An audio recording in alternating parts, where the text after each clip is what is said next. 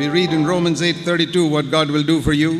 ರೋಮ 8:32 ದೇವರು ಏನು ಮಾಡ್ತಾರೆ ಅಂತ ನಾವು ಓದ್ತೇವೆ. If you don't know this verse, this is a wonderful verse. You must really underline it in your Bible. ಈ ವಚನ ಗೊತ್ತಿಲ್ಲ ಅಂದ್ರೆ ಈ ವಚನನ ಗುರುತು ಮಾಡ್ಕೊಳ್ಳಿ, ಇದು ಅದ್ಭುತವಾದ ವಚನ. You must always know this verse, Romans 8:32. ರೋಮ 8:32 ನಿಮಗೆ ಯಾವಾಗಲೂ ನೆನಪಿರಬೇಕು ಈ ವಚನ. It's talking about the love of God. ಪ್ರೀತಿ, ದೇವರ ಪ್ರೀತಿಯ ಬಗ್ಗೆ ಹೇಳ್ತಾ ಇದೆ. And listen to this, it's a question here. ಇಲ್ಲಿ ಒಂದು ಪ್ರಶ್ನೆ ಇದೆ, ಕೇಳಿಸ್ಕೊಳ್ಳಿ. And you have to answer the question. ಆ ಒಂದು ಪ್ರಶ್ನೆನ ಉತ್ತರ ಕೊಡಬೇಕು. There are some verses in the Bible which are commandments. ಕೆಲವು ವಚನಗಳು ಆಜ್ಞೆಗಳಾಗಿದೆ. Some are promises. ಕೆಲವು ವಾಗ್ದಾನಗಳಿದೆ. But some promises are like questions that you must answer. ಕೆಲವು ವಚನಗಳು ಪ್ರಶ್ನೆಗಳಿದೆ, ಅದಕ್ಕೆ ನೀವು ಉತ್ತರ ಕೊಡಬೇಕು. So answer this question. ಉತ್ತರವನ್ನು ಕೊಡಿ. This is a question to you. ಈ ಪ್ರಶ್ನೆ ನಿಮ್ಮಲ್ಲಿಗೆ ಕೇಳಲ್ಪಟ್ಟಿದೆ. God, who did not spare his own son but gave him up for us. ಈ ಸ್ವಂತ ಮಗನನ್ನು ಉಳಿಸಿಕೊಳ್ಳದೆ ಆತನನ್ನು ನಮ್ಮೆಲ್ಲರಿಗೆ ಕೊಟ್ಟನಲ್ಲ. That you believe, right? ಅದನ್ನು ನಂಬ್ತಿರಲ್ಲ ನೀವು? If he did that, ಮಗನನ್ನು ಕೊಟ್ಟ ಮೇಲೆ won't he give everything else freely to us? ಮಗನನ್ನು ಕೊಟ್ಟ ಮೇಲೆ ಸಮಸ್ತವನ್ನು ನಮಗೆ ದಯಪಾಲಿಸದೆ ಇರುವನೇ? That's a question. ಅದು ಒಂದು ಪ್ರಶ್ನೆ. Now you have to answer yes or no. ಅದಕ್ಕೆ ಹೌದೋ ಇಲ್ವೋ ಅನ್ನೋದು ನೀವು ಉತ್ತರ ಕೊಡಬೇಕು. Only two answers, yes or no. ಅಲ್ಲಿ ಎರಡೇ ಉತ್ತರ ಇರೋದು, ಹೌದು ಅಥವಾ ಇಲ್ಲ. He who gave his own son, don't you think he'll give all the other things which are worth less than his son? ಸ್ವಂತ ಮಗನನ್ನೇ ಕೊಟ್ಟ ಮೇಲೆ ಅದಕ್ಕಿಂತ ಕಡಿಮೆ ಬೆಲೆಯುಳ್ಳ ಹಲವಾರು ವಿಷಯಗಳನ್ನು ನಿಮಗೆ ಕೊಡೋದು. Is there anything more valuable than the son of God? ದೇವರ ಮಗನಿಗಿಂತ ಅಮೂಲ್ಯವಾದದ್ದು ಯಾವ್ದಾದ್ರು ಇದೆಯಾ? And if he gave his son for us, ಆತನ ಮಗನನ್ನೇ ನಮಗೆ ಕೊಟ್ಟ ಮೇಲೆ why won't he give us everything else? ಬೇರೆ ಎಲ್ಲ ಯಾಕೆ ಕೊಡೋದಿಲ್ಲ? Will he give it or not? ಕೊಡ್ತಾರಾ ಇಲ್ವೋ ಹೇಳಿ. What do you think? ಏನು ಯೋಚನೆ ಮಾಡ್ತೀರಾ ನೀವು? Say yes or no. ಹೌದು ಅಥವಾ ಇಲ್ಲ ಅಂತ ಹೇಳಿ. Yes or no? ಹೌದಾ ಇಲ್ವಾ? Okay, now it's easy to say yes here. ಇಲ್ಲಿ ಹೌದು ಅಂತ ಹೇಳೋದು ಬಹಳ ಸುಲಭ. Next week, ಬರೋ ವಾರ when you face a problem, ನಿಮಗೆ ಸಮಸ್ಯೆ ಬಂದಾಗ you should say yes. ಆ ಸಮಸ್ಯೆ ಬಂದಾಗ ನೀವು ಹೌದು ಅಂತ ಹೇಳಿ. That is the time to say yes. ಆವಾಗ ಹೌದು ಅಂತ ಹೇಳಬೇಕು. That's the time to remember what you said now. ನೀವು ಇವಾಗ ಹೇಳಿದ್ದನ್ನ ಆವಾಗ ನೆನಪಿಸಿಕೊಳ್ಳಬೇಕು. And when you face a very difficult problem, ಬಹಳ ತುಂಬಾ ಸಮಸ್ಯೆ ಇದ್ದಾಗ say to yourself, ನಿಮಗಾಗಿ ನೀವು ಹೇಳ್ಕೊಳ್ಳಿ, God who gave his only son, ತಂದೆಯಾದ ದೇವರು ತನ್ನ ಒಬ್ಬನೇ ಮಗನನ್ನು ನನಗೆ won't he give us all these other things? ಎಲ್ಲ ಬೇರೆ ವಿಷಯಗಳನ್ನು ನನಗೆ ಕೊಡೋದಿಲ್ವಾ ಸಂಗತಿಗಳು? Yes. ಹೌದು. And how much will he charge for it? ಎಷ್ಟು ಅವರು ಬೆಲೆ ಮಾಡ್ತಾರೆ, ಅದಕ್ಕೆ ಬೆಲೆ ಕಟ್ಟಬೇಕು. It's also written here. ಅದು ಕೂಡ ಕೊಟ್ಟಿದ್ದಾರೆ. How much do you have to pay? ಎಷ್ಟು ಕಟ್ಟಬೇಕು ನೀವು? Free. ಅದು ಒಂದು ಉಚಿತವಾಗಿ ಕೊಡ್ತಾರೆ. We all like to get something free, right? ನಾವು ಯಾವಾಗಲೂ ಉಚಿತವಾಗಿ ಪಡೆಯಲಿಕ್ಕೆ ಇಷ್ಟಪಡ್ತೀವಲ್ಲ? Anything that's free on the table we go and grab immediately before anybody else gets it. ಯಾವುದಾದ್ರೂ ಉಚಿತವಾಗಿ ಮೇಜಿನ ಮೇಲೆ ಇಟ್ಟಿದ್ರೆ ಅದು ಬೇಗ ಹೋಗಿ ತಗೊಳ್ಬೇಕು ಅಂತ ಯೋಚನೆ ಮಾಡ್ತೀವಲ್ಲ? So supposing I say on that table outside we have kept 10-100 rupee notes. First can take it free. So ನಾನು ಹೀಗೆ ಹೇಳ್ತೀನಿ, ಹೊರಗಡೆ ಒಂದು ಮೇಜಿನ ಮೇಲೆ 10-100 ರೂಪಾಯಿ ನೋಟ್ಗಳನ್ನು ಇಟ್ಟಿದ್ದೀನಿ, ಉಚಿತವಾಗಿ ಮೊದಲು ಬಂದವರು ತಗೊಳ್ಬಹುದು. I think before the final prayer itself somebody will run. ಇಲ್ಲಿ ಪ್ರಾರ್ಥನೆ ಮುಗಿಯೋ ಮೊದಲೇ ಎಷ್ಟೋ ಜನ ಓಡೋಗ್ಬಿಡ್ತಾರೆ. Because it's free. ಯಾಕೆಂದ್ರೆ ಅದು ಉಚಿತವಾಗಿ ಸಿಗುತ್ತೆ. Why don't we run for the things God has given us freely? ಯಾಕೆ ದೇವರು ಉಚಿತವಾಗಿ ಕೊಡೋದಕ್ಕೆ ನಾವು ಓಡಬಾರದು? What has he given us freely? ಯಾವುದು ದೇವರು ಕೊಟ್ಟಿದ್ದಾರೆ ಉಚಿತವಾಗಿ? What does it say in your Bible, Kannada Bible? Kannada Bible ನಲ್ಲಿ ಏನಂತ ಹೇಳ್ತಾರೆ? All things. ಎಲ್ಲವನ್ನು freely. ಸಮಸ್ತವನ್ನು ಉಚಿತವಾಗಿ. I believe that. ನಾನು ನಂಬುತ್ತೇನೆ. If you don't believe it, you don't get it. ನೀವು ನಂಬಿಲ್ಲ ಅಂದ್ರೆ ಅದು ನಿಮಗೆ ಸಿಗಲ್ಲ. See, believing is like giving a check in the bank. ನಂಬೋದು ಅಂದ್ರೆ ಒಂದು ಚೆಕ್ ನ ಬ್ಯಾಂಕ್ ನಲ್ಲಿ ಕೊಡೋ ಹಾಗೆ. If you keep the check in your house, you get 0. ನೀವು ಆ ಚೆಕ್ ನ ನೀವು ಮನೆಯಲ್ಲಿ ಇಟ್ಕೊಂಡ್ರೆ ನಿಮಗೆ ಏನು ಸಿಕ್ಕಲ್ಲ, 0 ಸಿಗುತ್ತೆ. You give it in the bank, you get it. ನೀವು ಬ್ಯಾಂಕ್ ನಲ್ಲಿ ಕೊಟ್ರೆ ನಿಮಗೆ ಹಣ ಸಿಗುತ್ತೆ. Supposing somebody sends you a check 10,000 rupees and signs it. 10,000 ಯಾರೋ ಕೊಟ್ಟು ನಿಮಗೆ ಅದನ್ನ ಸೈನ್ ಮಾಡಿರ್ತಾರೆ. Why will you keep it in your house? ನಿಮ್ಮ ಮನೆಯಲ್ಲಿ ಯಾಕೆ ಇಟ್ಕೊಂತೀರಾ ಅದನ್ನ? You'll say this fellow is only making a fool of me. He doesn't have that money. ಯಾಕೆ ಇಟ್ಕೊಂತೀರಾ ಅಂದ್ರೆ ನೀವು ಈತ ನನ್ನನ್ನು ಮೂರ್ಖನನ್ನಾಗಿ ಮಾಡ್ತಾ ಇದ್ದಾನೆ, ನಿಜವಾಗ್ಲೂ ಕೊಡೋಲ್ಲ ಅಂತ. That's why you keep it in the house. ಅದರಿಂದ ಮನೆಯಲ್ಲಿ ಇಟ್ಕೊಂಡು. But if you really believe it, ನೀವು ನಿಜವಾಗಿ ನಂಬಿದ್ರೆ you go and give it in the bank. ನೀವು ಬ್ಯಾಂಕ್ ನಲ್ಲಿ ಹೋಗಿ ಕೊಡ್ತೀರಾ. And when God gives a promise, ದೇವರು ವಾಗ್ದಾನವನ್ನು ಕೊಟ್ಟಾಗ he can't really do it. ಅವ್ರು ನಿಜವಾಗ್ಲೂ ಮಾಡೋದಿಲ್ಲ. That's why you don't claim it. ಅದರಿಂದ ನೀವು ಪಡ್ಕೊಳ್ತೀರಾ. I want to tell you something. ನಾನು ಇನ್ನೊಂದು ಹೇಳ್ತೀನಿ. There are so many things you have missed in your life till today because you didn't believe God would do it for you. ನೀವು ಬಹಳಷ್ಟು ವಿಷಯಗಳನ್ನು ದೇವರಿಂದ ಪಡ್ಕೊಂಡಿಲ್ಲ ಇಂದು. ಯಾಕೆ ಅಂದ್ರೆ ನೀವು ನಂಬಿಲ್ಲ.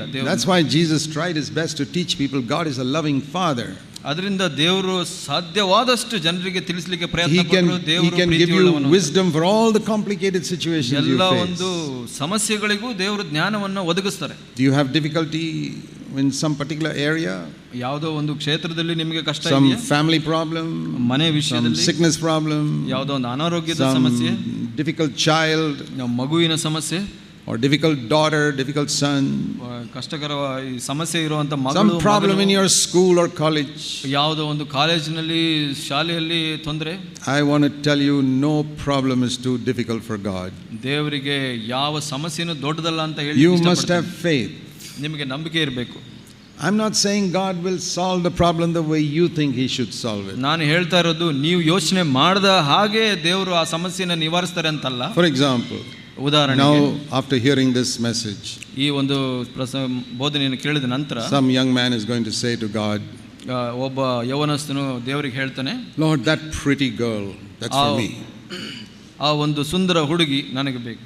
In Jesus' name, I claim it. ಯೇಸುವಿನ ಹೆಸರಲ್ಲಿ ನಾನು ಕೇಳ್ಕೊಂತೀನಿ. And you wait and wait for that girl to come and say yes. ಅವನು ಕಾಯ್ತಾ ಇರ್ತಾನೆ ಆ ಹುಡುಗಿ ಬಂದು ಸರಿ ಅಂತ ಹೇಳಿ. And then one day you hear the news she married somebody else. ಒಂದು ದಿವಸ ಅವನಿಗೆ ಗೊತ್ತಾಗುತ್ತೆ ಆ ಹುಡುಗಿ ಯಾರನ್ನೋ ಬೇರೆಯವ್ರನ್ನ ಮದುವೆ ಆಗಿಬಿಟ್ಲು ಅಂತ.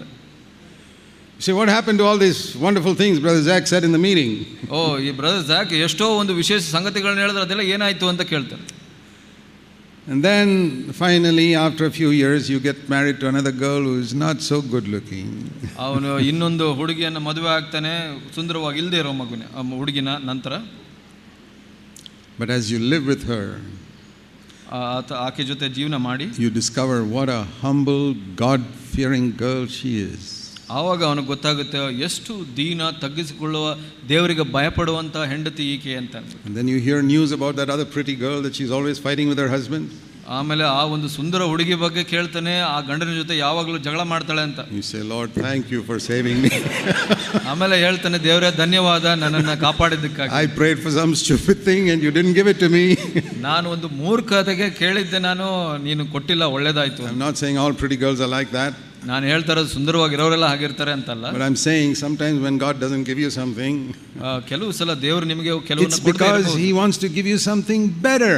ಯಾಕೆ ಅಂದ್ರೆ ದೇವರು ಇನ್ನೂ ಉತ್ತಮವಾದದನ್ನು ನಿಮಗೆ ಕೊಡಲಿಕ್ಕೆ ಬಯಸ್ತಾರೆ. ಅದರಿಂದ that was a beautiful shiny paper wrapping.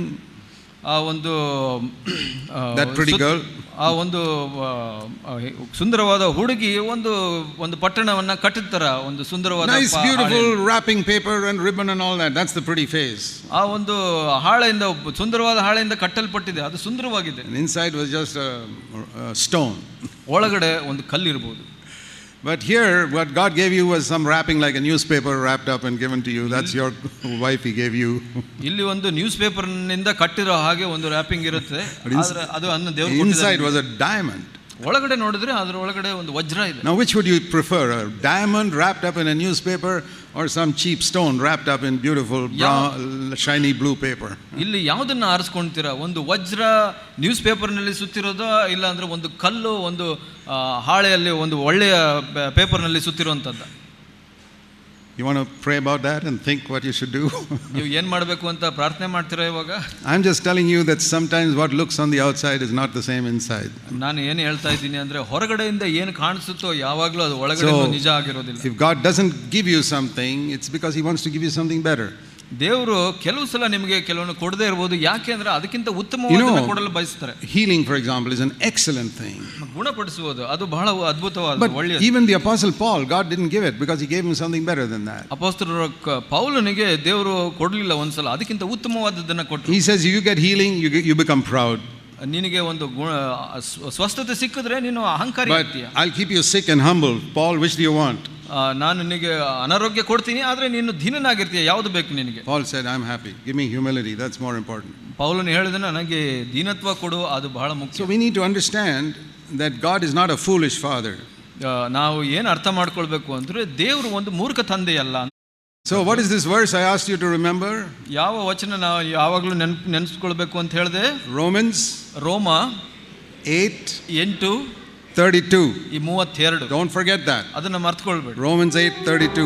ರೋಮ 8:32.